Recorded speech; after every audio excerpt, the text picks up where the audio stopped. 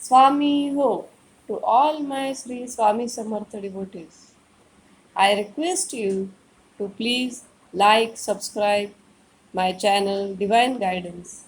If you like my contribution in the healing of our Mother Earth. Now today we will start our next chapter 7. So let's start. Sweet chapter 7. Prayer Sri Ganesha. Glory to you, O formless. Glory to you, O eternal. Glory to you, O sin destroyer, O all powerful protector. By your grace alone, briefly narrated your virtues. Listeners, be attentive. Please listen respectfully. King Maloji of Akkalkot, himself Swami devotee great, regularly served Sri Swami Samartha. Realizing divinity supreme thus, as admirer of Vedas, king heard Hemans day and night, hired Harlikar, other priests for the purpose on salary. Those days in Mumbai, Vishnubhua Brahmachari spoke on Vedas in colloquial council people at large. Bua cleared many doubts, won over other religious seers, reformed many people that had gone astray. Must bring Bua to Akkalkot. King Maloji thought thus, made several efforts, finally got Bua there. King liked Vedas, Bua had mastered them. With eloquent speech, held listeners spellbound. In palace, day and night, Bua spoke on Vedas. Deep wit, Maloji king was delighted. Amrut Anubhav, other holy books, and Jnaneshwari famous. Several Sanskrit vernacular, all texts on Vedas.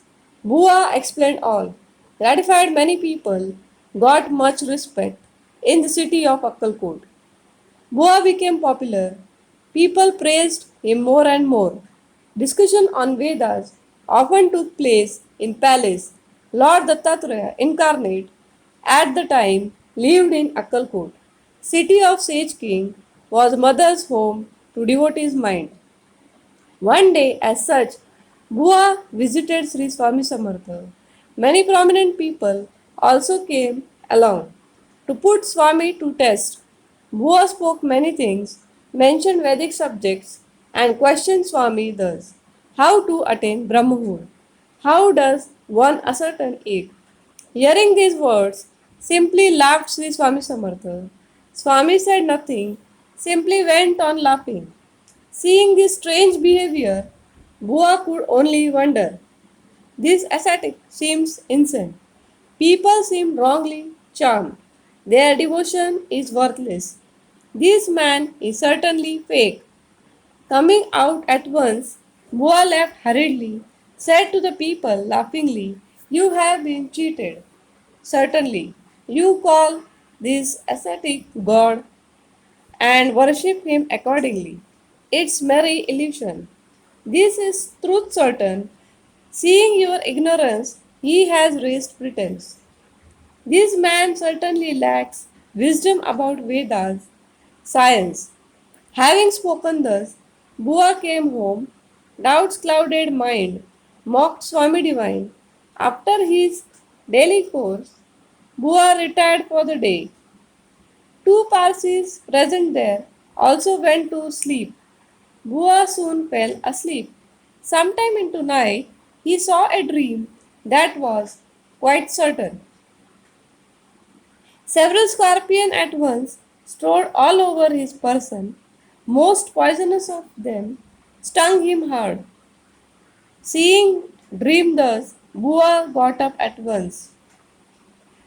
Tongue turned turtle, couldn't speak a word. Parsi sleeping by side also got up at once, held Bua closely, trying to calm him. Heart pounded heavily, sweat drenched entire body. Seeing this, Parsis asked what had happened. Bua then narrated dream he had just seen. They dismissed it, saying, "So common were such dreams." Next day, as such, Bua visited Sri Swami Samartha again repeated his query. Swami laughed heartily. Then Sri Swami Samartha said thus, if your heart so craves and if you so strongly desire to attain Brahmahood for sure, then seeing scorpion in dream, how scared have you been? If false alarms scares you, how can Brahmahood be certain for you? Attaining Brahmahood is no easy thing. You have to work hard.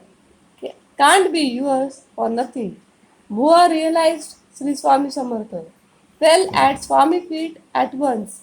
Tears welled up in eyes. Voice choked terribly. From that time onwards, his devotion lay at Swami feet. Ego melted for good, became capable of Brahmahood.